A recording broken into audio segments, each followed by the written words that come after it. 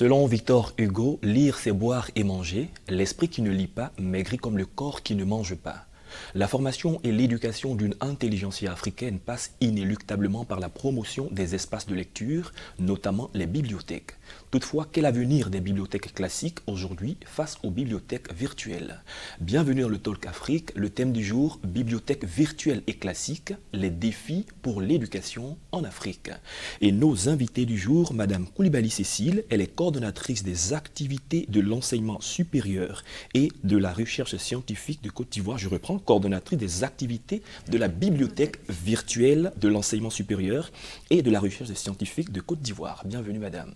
Merci. En face, nous avons Dr Kissi Marshall. Il est enseignant, chercheur, il est écrivain. Bienvenue, docteur. Merci de nous recevoir. Avec vous, comme nous l'avons signifié, nous parlerons de bibliothèques virtuelles et classiques, les défis pour l'éducation en Afrique. Madame, la première question elle est pour vous. Une bibliothèque virtuelle, qu'est-ce que c'est? Ok, merci. Je commencerai par dire d'abord, c'est quoi une bibliothèque? De manière plus simple possible, c'est une collection organisée de documents. Quand je parle de documents, il y a plusieurs variétés de documents. Nous n'allons pas détailler les variétés, mais ces collections sont organisées de manière à faciliter l'accès à l'information qu'elles contiennent. Donc on est parti de ces bibliothèques classiques et l'avènement des TIC a fait qu'on a parlé de bibliothèques numériques. Les bibliothèques numériques, au départ, c'était quoi? C'était de numériser les collections de documents traditionnels sous forme papier, en fait des collections numériques et mettre à disposition à un public plus élargi.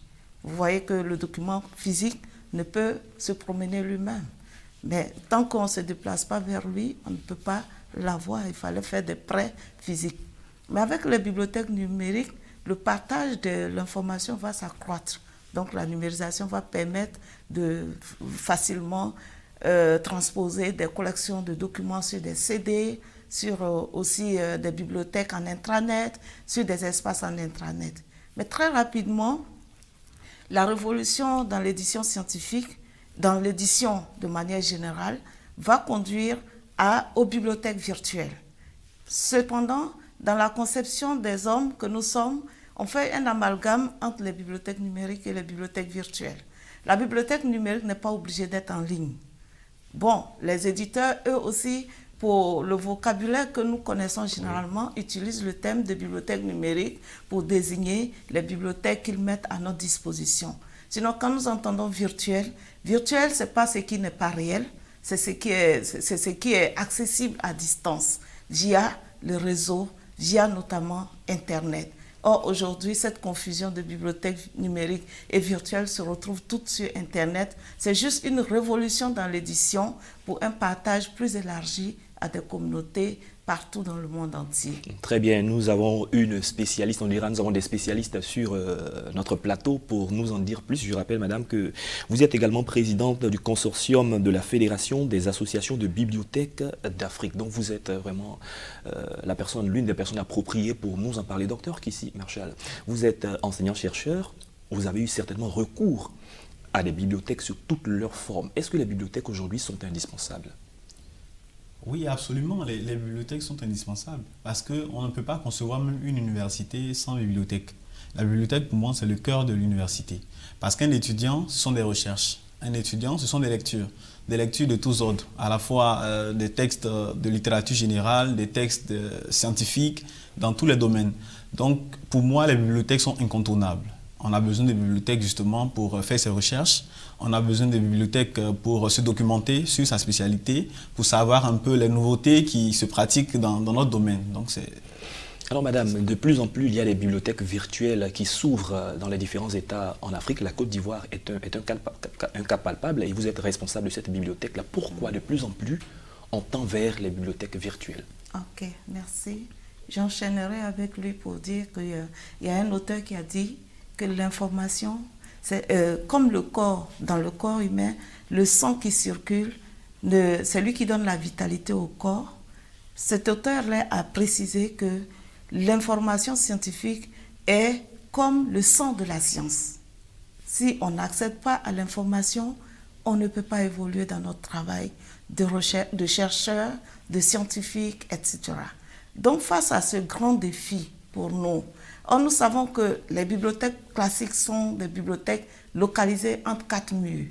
Les bibliothèques virtuelles deviennent des bibliothèques ouvertes sur le monde sans mur, où je peux partager tout ce que je veux.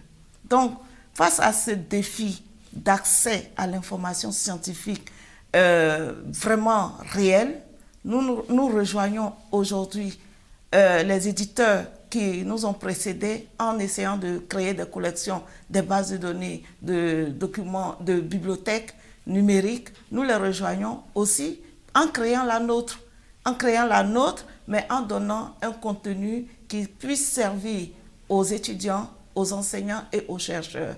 Nous donnons à la fois, à travers notre projet de bibliothèque virtuelle, l'accès à toutes les productions scientifiques disponibles dans nos universités et aussi l'accès aux collections virtuelles, aux collections produites par des éditeurs, soit par voie négociée, par des licences nationales. Nous donnons accès à ces collections disponibles à distance. Tout à l'heure, nous verrons comment en faire usage et comment ça fonctionne. Mais avant, parlons de l'éducation de base en Afrique. On a coutume de dire que les Africains n'aiment pas lire. Est-ce que c'est une réalité? Déjà, je pense que tout dépend déjà de ce qu'on entend par lecture. En général, les Ivoiriens lisent beaucoup. Ils lisent, mais qu'est-ce qu'ils lisent? Parce que quand on prend l'exemple des SMS, eh bien, vous êtes sans ignorer que les jeunes s'envoient des centaines de messages par jour. Donc, ils lisent. Mais on souhaiterait, par exemple, qu'ils lisent davantage des ouvrages de littérature générale, des ouvrages dans leur spécialité. C'est là où, en quelque sorte, les Ivoiriens pêchent un peu. Et aussi, il faut dire que les Ivoiriens aiment lire, par exemple, les magazines. Il y a des magazines qu'on vend à 100 francs qui racontent des histoires de ménage. Les Ivoiriens aiment beaucoup ce genre de documents. Mais ceux qui n'aiment pas assez lire, ce sont les ouvrages, je dirais, classiques, des ouvrages de littérature générale, des ouvrages de spécialité. Donc, c'est à ce niveau-là que l'Ivoirien pêche un peu. Est-ce que c'est le propre seulement aux Ivoiriens ou c'est une réalité partagée, peut-être en Afrique ou ailleurs? Contrairement à ce qu'on pense, même en Occident, il y a aussi des gens qui n'aiment pas lire, que la lecture est but. J'ai suivi une émission télé. Durant cette émission-là, une question a été posée aux différents intervenants, à savoir si on leur offrait un livre, qu'est-ce qu'ils en feraient? Sur les 4 intervenants, il y en a 2 qui ont dit qu'ils n'en feraient rien parce que pour eux, la lecture, ce n'est pas leur dada. Pourtant, on a l'impression que quand on dit Europe, tous les Européens sont des passionnés de lecture. Il est vrai que si on fait un ratio, il y a plus de lecteurs en Europe qu'en Afrique. Parce qu'avec l'éducation, avec le système même de l'enseignement, ils sont beaucoup plus versés dans la lecture. Si les bibliothèques sont aussi importantes pour l'éducation de base en Afrique et partout ailleurs, pourquoi en Afrique il y a peu de bibliothèques? D'abord les bibliothèques même fondamentales, classiques. Il n'en existe pas assez dans certains pays africains. Pourquoi, madame? Merci. Je pense qu'il faut lier le problème du nombre faible de bibliothèques à notre propre culture. Nous sommes d'abord d'une culture de l'oralité. Et dans la culture de l'oralité, l'écrit a pris du temps pour pouvoir apparaître. On peut dire que c'est un peu... Nous partons de... L'école émane un peu d'un processus de notre histoire de colonisation et autres. Mais dans les faits réels, les Africains, et notamment les Ivoiriens, n'ont pas encore réellement pris conscience de l'importance des bibliothèques. Vous voyez, c'est comme si on imposait aux universités d'avoir des bibliothèques. Quand vous prenez les bibliothèques dans leur ensemble, elles souffrent toutes du même mal, l'insuffisance budgétaire pour avoir des équipements et autres. Alors que vous prendrez, par exemple, une autre structure, je ne dirai pas de nom, vous verrez qu'on est pressé même de mettre du budget à disposition. Alors que lire, c'est apprendre. Lire, c'est se former. Lire, c'est se développer. Lire, c'est vraiment ouvrir son intelligence, c'est voyager, c'est découvrir. Alors, vous verrez avec moi que les écoles en Côte d'Ivoire qui ont inculqué le sens de la lecture aux enfants, depuis leur bas âge, ce sont les écoles confessionnelles, ce sont les écoles privées. Et vous voyez que si vous suivez l'évolution de ces enfants, ce sont des enfants qui deviennent excellents, qui deviennent des cadres dans cette nation. Mais pourquoi ne pas vulgariser des temps de lecture dans nos écoles? Pourquoi ne pas aller vers une politique de la culture informationnelle en commençant depuis la maternelle jusque dans les universités? Parce que c'est difficile de dire à un enseignant-chercheur pourquoi il ne lit pas assez, pourquoi il ne publie pas assez. Mais depuis le bas âge, est-ce qu'on lui a appris à lire? Est-ce qu'il y a un temps de lecture dans le programme des établissements? Moi, je dirais que le mal vient de notre propre système éducatif, où on met un peu à côté la lecture et où quand on est président, où on est responsable décideur d'une institution, on ne met pas l'accent sur l'accès à l'information actualisée et l'accès à l'information pertinente pour le devenir de la population, de la jeunesse que nous avons en charge. Vous, en tant que... Si vous permettez, j'aimerais bien abonder dans le même sens que Mme Coulibaly pour donner l'exemple du lycée Sainte-Marie. Chaque année, le lycée Sainte-Marie de Cocody a souvent 99%, voire 100% de réussite au bac. Eh bien, quand on fouille, on se rend compte que c'est un lycée dans lequel les élèves sont obligés de pratiquer la lecture. Il y a un temps de lecture par semaine, je ne sais pas exactement comment ça fonctionne, mais je sais qu'il y a une obligation pour tout élève de se rendre régulièrement en bibliothèque. Et après, le résultat, il est parlant. Ça vous dit que le livre est un complément à la formation de l'élève. Il y a en Côte d'Ivoire des salons du livre, parfois il y a de l'affluence, mais est-ce que dans les faits, les personnes qui s'y rendent lisent vraiment les ouvrages, peut-être qu'ils achètent? Est-ce que l'intérêt est grandissant pour vous? Déjà, pour la plupart, ceux qui se rendent au salon du livre sont ceux-là qui ont un intérêt quelconque pour la lecture ou pour le livre en général. Il est rare de voir des gens qui ont horreur de la lecture du livre se rendre dans ces salons-là, à moins que l'école dans laquelle ils sont inscrits les y oblige. Donc pour dire que ceux qui viennent, ce sont en général des gens qui ont un intérêt pour le livre. Il y a également des personnes qui visitent les bibliothèques. Prenons le cas de certains étudiants ou de certains doctorants qui préparent leur thèse, qui visitent des bibliothèques. Mais madame, à quel moment des étudiants fréquentent des bibliothèques et pourquoi exactement? Merci pour cette question. Longtemps, j'ai été à la tête d'une bibliothèque, la bibliothèque de la faculté de l'UFR Sciences Médicales de l'Université de Cocody. Et j'avoue que je recevais des étudiants juste en thèse, qui ne venaient que parce que le professeur a demandé d'aller faire la bibliographie de sa thèse.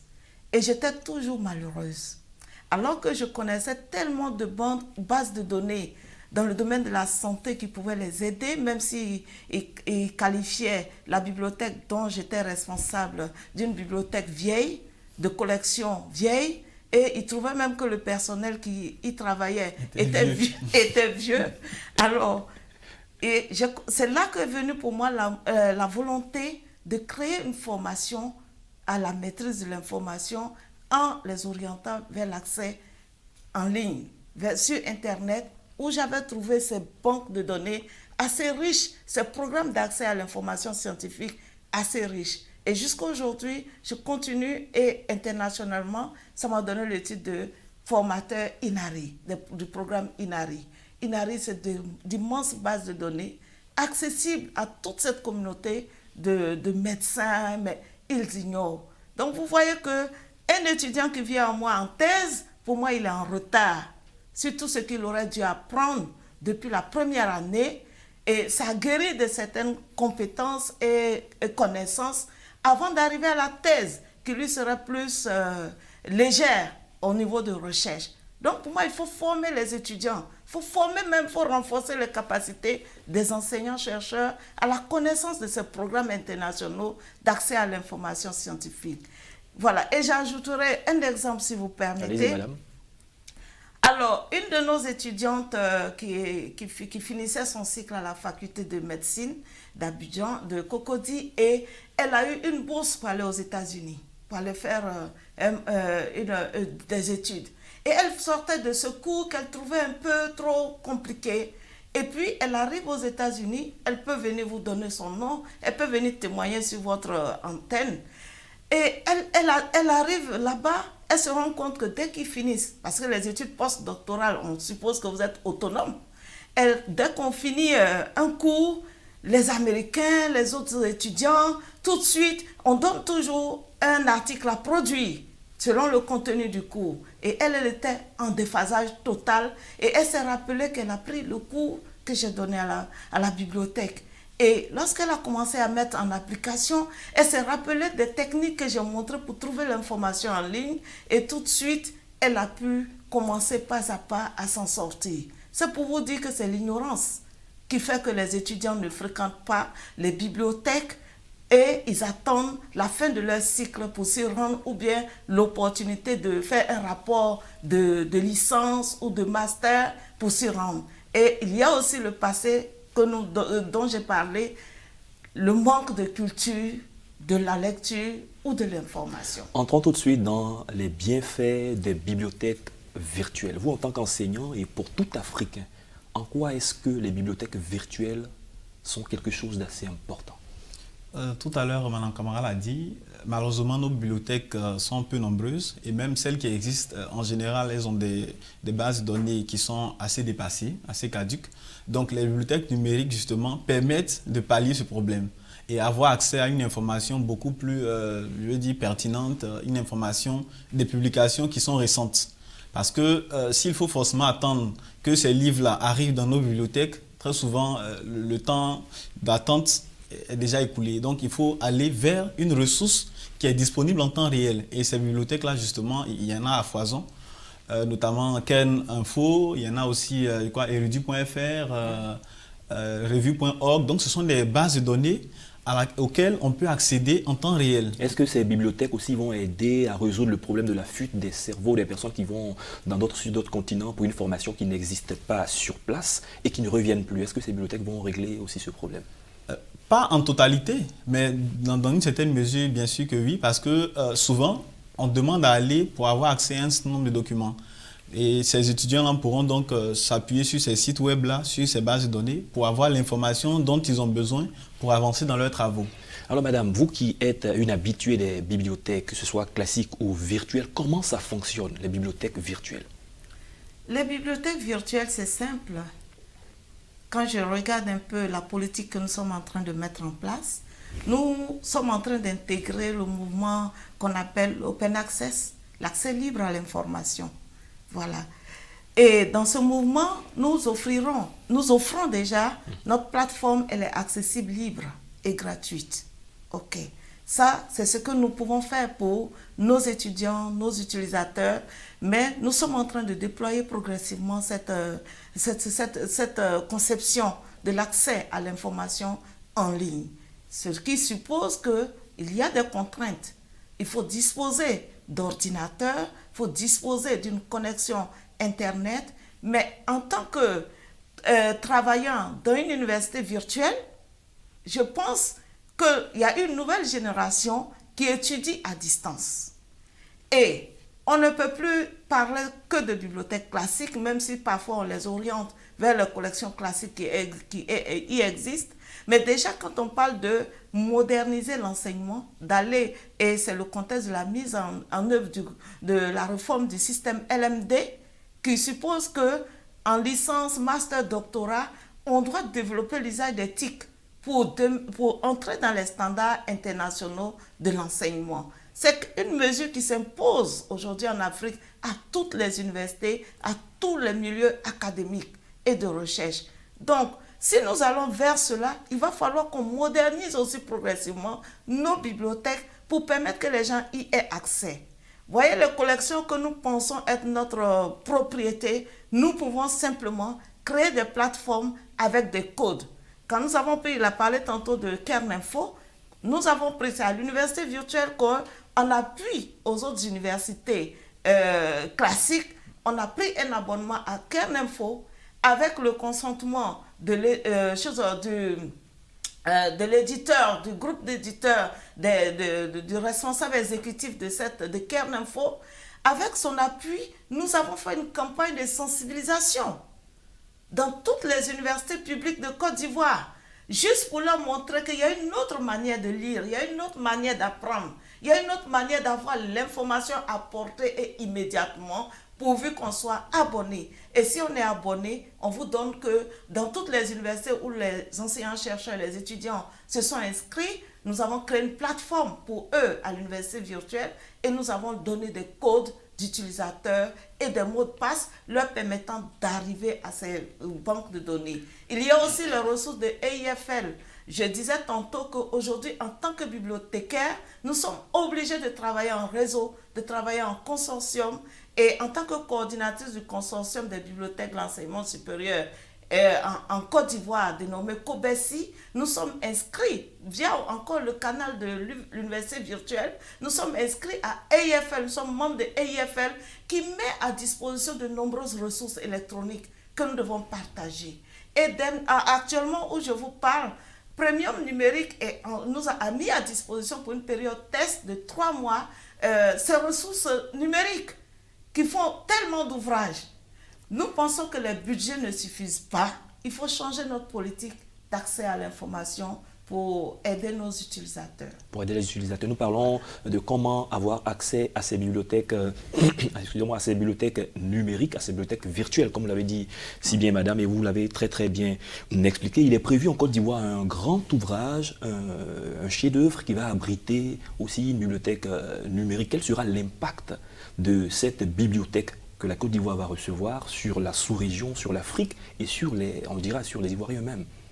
Pour ma part, avant de parler d'impact, il faut d'abord parler de sensibilisation. Comme l'a dit Mme Coulibaly, si on ouvre une bibliothèque virtuelle grandeur nature et que les étudiants ne sont pas formés à l'utilisation de cette ressource-là, elle va passer inaperçue. Donc il faut que dans le programme d'enseignement, il y ait déjà des cours qui puissent initier donc, les étudiants à l'utilisation des ressources virtuelles. Et quand ce sera fait, alors on pourra parler d'impact. Mais pour l'instant, je vous le dis, à partir de mon expérience, je me rends compte que les étudiants ne savent pas que en ligne, ils peuvent avoir accès à un nombre infini de données, de ressources. Donc, il faut commencer par là. Et ensuite, je pense que progressivement, cela sera inculqué aux étudiants et ils pourront en faire leur tasse de thé pour qu'on puisse avoir... Et je voudrais ajouter que dans le cadre des formations que je donne, les chercheurs déjà, les médecins, les chercheurs déjà en fonction, ils sont émerveillés. Ils disent, mais madame, pourquoi ne nous avons pas parlé de cette formation pendant qu'on était en 5e année de médecine, en 6e année, mais on aurait fait notre thèse en un clin d'œil.